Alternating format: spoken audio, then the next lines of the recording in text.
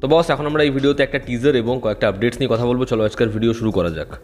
প্রথম আমরা কথা বলবো পরম সুন্দরী টিজার নিয়ে। সেই টিজারটা না সিনেমা হলে কয়েকদিন আগে থেকে দেখানো হচ্ছিল, আমি টিজারটা আজকে দেখলাম। টিজারটা সুন্দর হয়েছে। টিজারের দুটো সিমিলারিটিস রয়েছে, তবে টিজারের যে গানটা পরদেসিয়া, কি দারুণ গেয়েছে সোনু নিগম। সচিন জিগার এত ভালো মিউজিক করে এবং সোনু নিগম না জাস্ট ফাটাফাটি, মানে এরকম একটা মেলোডি অপূর্ব, মানে সেটার জন্যই হয়তো টিজারটা তো ভালো লাগছে এবং খুব ভালো করে শ্যুট করা হয়েছে। ফলে না একটা অদ্ভুত ঘোর কাটছে না যেন মনে হয়। টিজারটা বারবার বারবার দেখতে, মানে দেখার থেকে খুবই শুনতে ইচ্ছা করছে।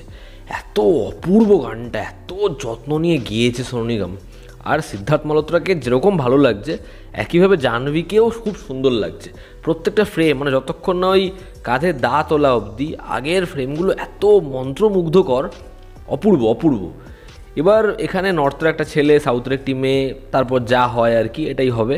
এবার এরকম আমরা গল্প দেখে ফেলেছি টু স্টেটসে, এবার সেটা নিয়ে বাওয়াল হয়ে কীরকম কনফিউশন হবে সেটা আমরা দেখে ফেলি চেন্নাই এক্সপ্রেসে। ফলে ওই দুটো ফ্লেভারের একটা মিক্সচার আছে। ছবির যে পরিচালক তুষার জালোটা, সে একটা ভালো ছবি করেছে। আগের ছবিটা যেটা নেটফ্লিক্স এসেছিল অভিষেক বচ্চনের 10V, যেটা ভালো ছবি, সেই ছবির কমেডি, সেই ছবির যে স্টেটমেন্ট সেটা ভালো ছিল। এবার দেখার এখানে সেটা কীরকমভাবে ব্লেন্ড হয়। তবে যদি রোম্যান্টিক ট্র্যাকটা ওয়ার্ক করে যায় তাহলে কিন্তু লোকে ছবিটা দেখবে, এবং সিদ্ধার্থ আর জাহ্নবী দুজন যদি মোটামুটি একটা ভালো পারফরমেন্স দিতে, কারণ ছবির গান ভালো হবে বুঝতে পারছি, আর এই গানটা রিলিজ করলে লোকে এরকম পরিমাণে পছন্দ করবে এটা এখন থেকেই বোঝা যাচ্ছে। তো এই টিজারটা আমার আপাতত ভালোই লেগেছে। এবার শেষের জায়গাটা দেখে তো ওই চেন্নাই এক্সপ্রেস ভাইবস আর টু স্টেটসের বিষয়টা তো প্রথম থেকেই মনে হচ্ছিল। দেখার সেটাকে তারা কীরকমভাবে কাটায়। তবে গানটা জাস্ট সোনু নিগম দিল জিত লিয়া।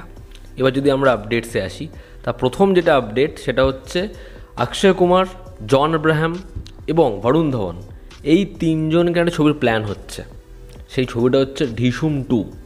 ঢিসুম পার্ট 1 অক্ষয় কুমারের একটা কেমিও ছিল, তবে ঢিসুম 2 তো শোনা যাচ্ছে সে ছবিতে থাকতে চলেছে। এবার দেখার আগের প্লটটা থেকেই কন্টিনিউ হয় না একদম নতুনত্ব, একদম নতুন একটা গল্পই রোহিত ধাওয়ান বনে। রোহিত ধাওয়ান তো খুব ভালো পরিচালক নয়, তো দেখার ছবিটা কেমন হয়।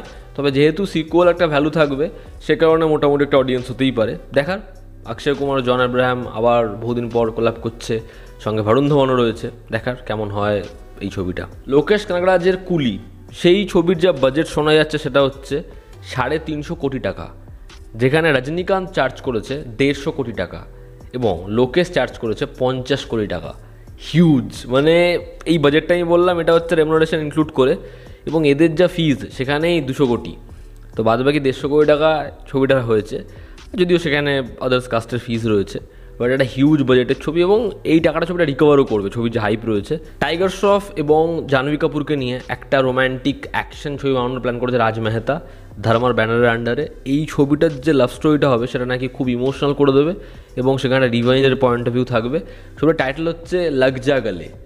দেখার টাইগার শ্রফের যা বাজার, তাকে কীরকমভাবে প্রেজেন্ট করে ছবির পরিচালক এবং ছবিটা বক্স অফিসে কী করতে পারে। তার কারণ রাজ মেহতার আগে সব কমেডি ছবি বানিয়েছে, এই ছবিটা একদম অন্য একটা জোনে। দেখার ছবিটা হয় কেমন। রামায়ণ ছবিতে আরও একজন ইনক্লুড, বিবেক ওবেরয় এই ছবিতে একটা গুরুত্বপূর্ণ চরিত্র অভিনয় করছে। মে 25 থেকে সে এই ছবিতে যুক্ত হয়েছে। দেখার এই ছবিতে তার ক্যারেক্টার হয় কেমন, তার পারফরমেন্স দিয়ে আবার কিছু অডিয়েন্সকে ইমপ্রেস করতে পারে। এবং হিট 3 অলরেডি নেটফ্লিক্সে চলে এসেছে। যারা হিট দ্য থার্ড কেস দেখোনি, নানির ছবি, ছবিটা অলরেডি বক্স অফিসে ব্যাপক পারফর্ম করেছে। ছবিটা যাও গিয়ে দেখে নাও এবং তোমরাও মস্তি লোটো। তো এই ছিল আজকের লেটেস্ট আপডেটস এবং টিজার নিয়ে আলোচনা। ভিডিও ভালো লেগে থাকলে লাইক করো, শেয়ার করো, সাবস্ক্রাইব করো। তোমাদের কি অপিনিয়ন জানিও। জনতা আমাদের পাশে আছে। আবার দেখা হচ্ছে। Take care.